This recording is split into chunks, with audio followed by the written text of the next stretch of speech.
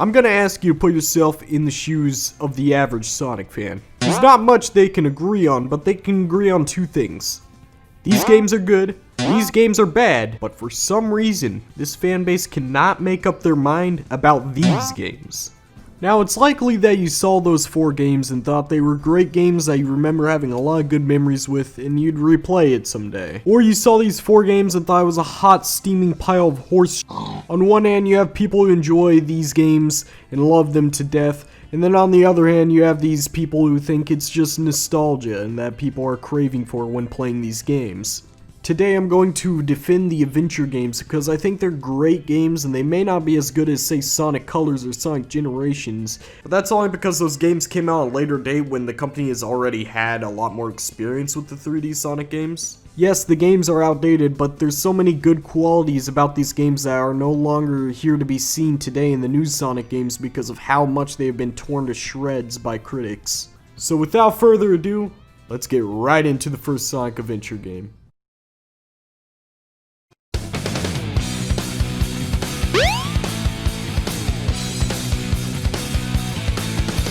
Oh yeah! This is happening!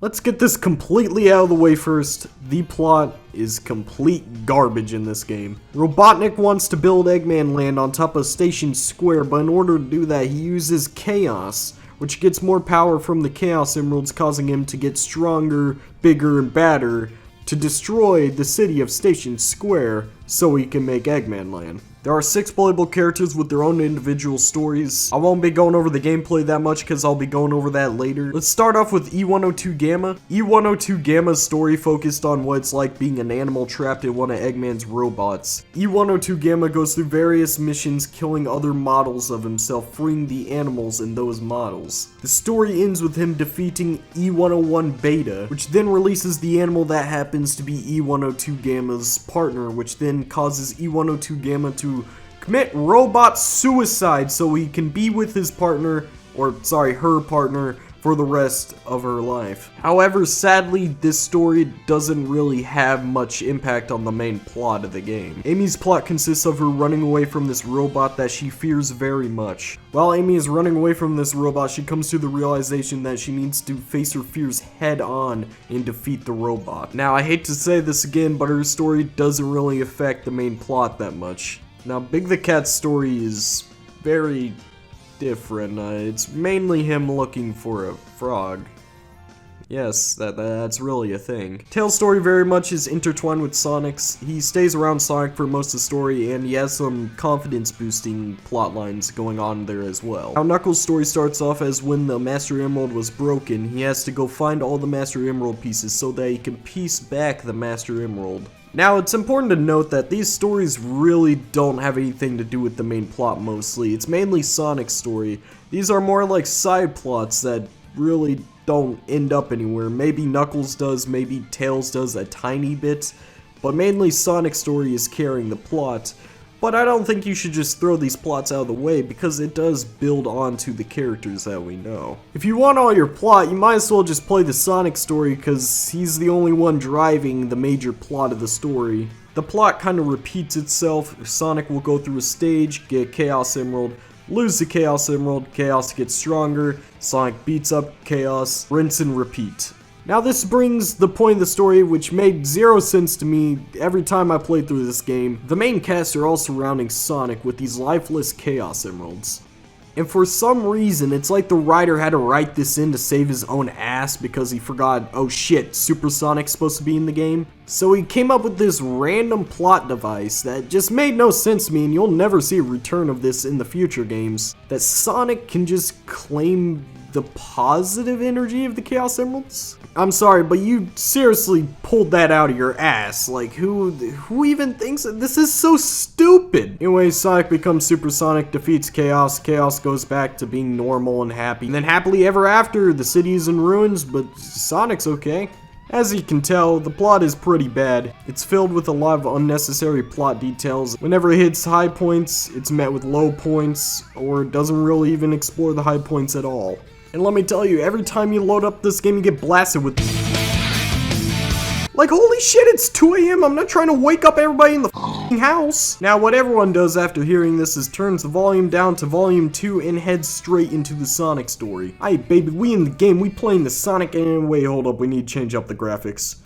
Welcome to how to make Sonic Adventure the definitive experience. Now, as a kid, I had to play the DX version, which means, unfortunately, I had to play with the bad graphics. If you love the DX version and you like the graphics, then there you go, you can play the game right out the box, but personally, me and a lot of others aren't like that. All you gotta do to fix all these graphical issues that you do not like looking at and get that Dreamcast lighting back to make this game look beautiful, just download SADX Mod Loader. Now, this mod list doesn't add anything weird and crazy like Shadow the Hedgehog. This mod list is mainly just to make the game look more beautiful. In this mod list I'm providing, you can play as Sonic with the Dreamcast models without it being pixelated. I personally like the Dreamcast models because it looks like Sonic is transforming from his Genesis Sonic to modern Sonic. Old Dreamcast graphics actually look better than the new DX graphics. New lighting, smoother FPS. It also removes the ugly upgrade models that are stuck on the characters.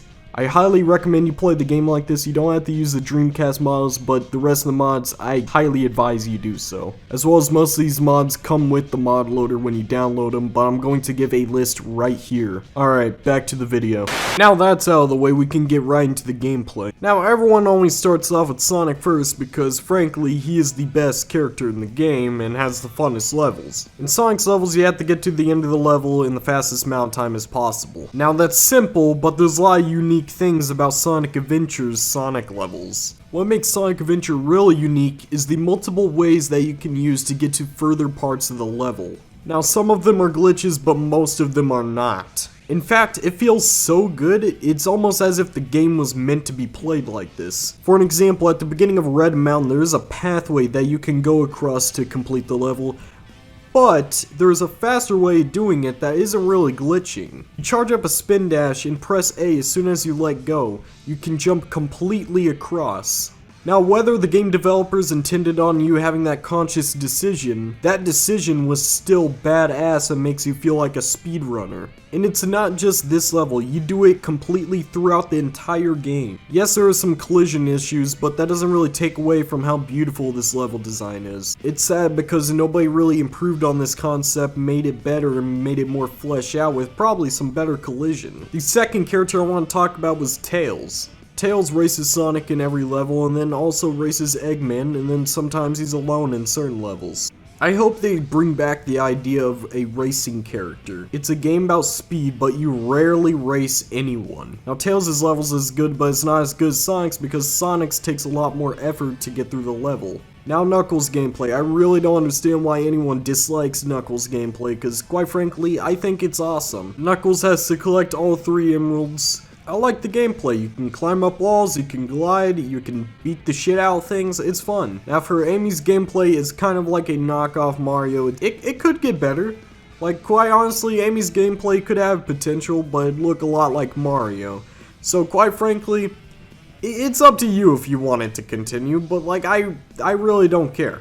U101 Gamma's gameplay is not good, and I'm going to say this for Sonic Adventure 2 as well. Just take out the shooting. Now, Big the Cat's gameplay. It's an absolutely amazing masterpiece. Yoo-hoo, Froggy! Come out wherever you are. Oh man, where could my Pollywog pal be anyway? Now you're probably thinking, since 2 of the characters are really bad, why should I even pick up this game? One, the bad characters, you can get done with their levels pretty fast and you don't have to deal with them much. The main reason why you should get this game is Sonic and Knuckles gameplay. Knuckles gameplay is awesome and Sonic's is the best. Something I want to address though is that this game has fun to be had. A lot of people automatically assume that this is a terrible game and you should never play it. However, this game has something that boosting gameplay does not have, and that is exploration. This game has exploration with every character. Boosting gameplay does not have that. You do not have time to explore. There isn't even anything to explore. It's just a linear path that you have to boost through to get to the end.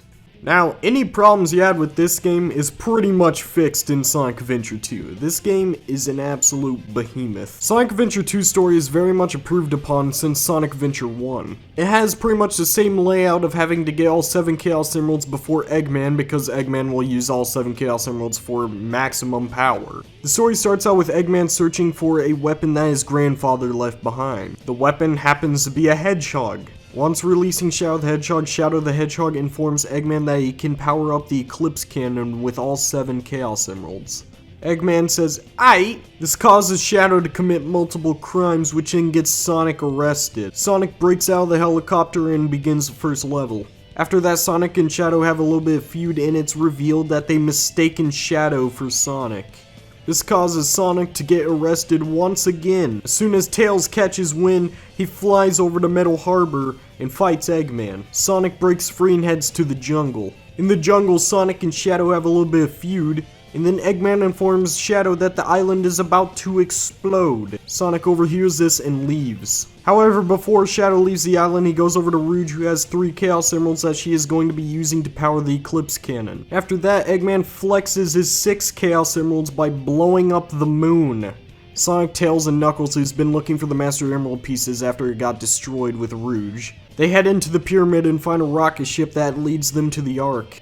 After they reach the Ark, Eggman holds Amy at gunpoint and forces Sonic to bring the final Chaos Emerald. Tails develops a fake Chaos Emerald for Sonic to give to Eggman once he reaches him. Sonic gets there and Eggman finds out the emerald is fake. That is when Eggman launches Sonic into space and kills him.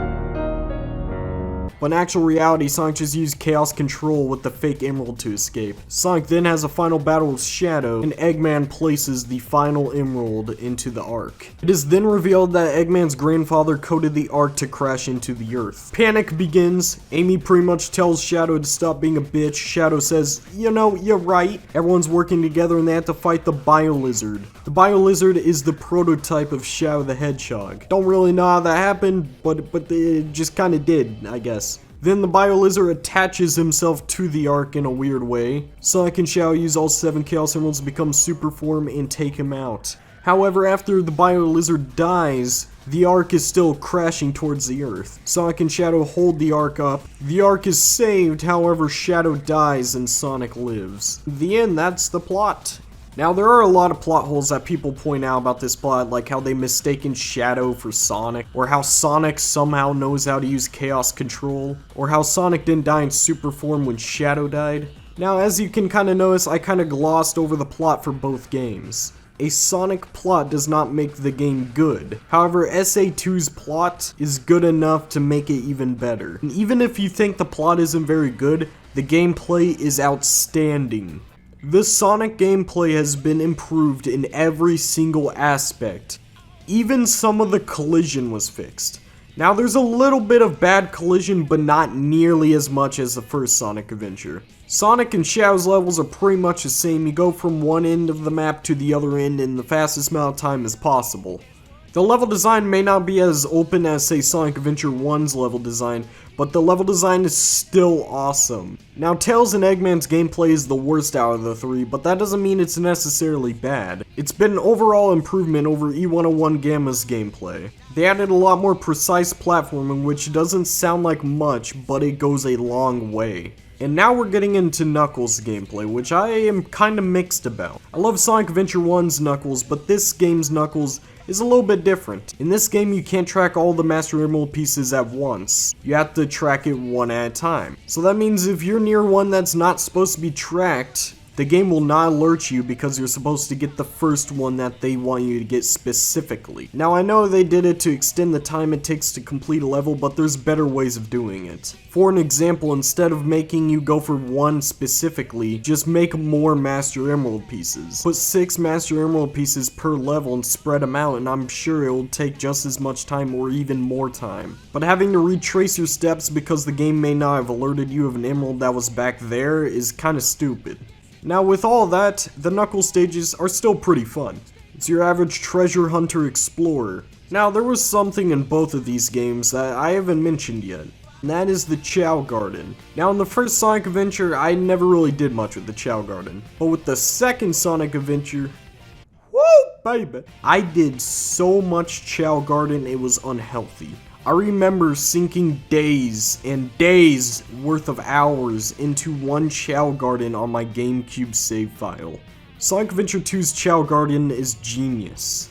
It gives you a reason to replay the levels that you love, because when you kill enemies you get new antidotes and animals for your chows. Chow Garden is genius and I'm surprised they never brought it back. Now in retrospect, these games have been badly bashed. Now the narrative is that us as fans are just fabricating good gameplay from this game because we're just nostalgic. But is that really the case, or is there something actually special about these games? Is it the multiple playable characters? Is it the more open level design with more exploration? I would say yes to both of those, but you may disagree. Now, if you disagree and think that the adventure games are bad, or you disagree with this tier list, then leave a comment down below saying how much of an asshole I am. Anyways guys, peace out.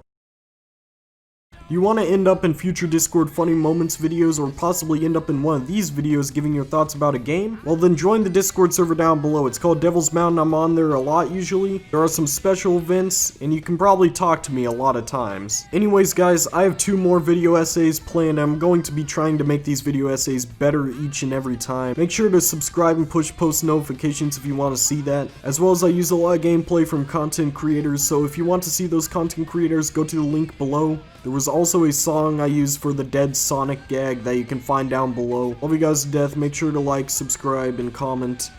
Adios.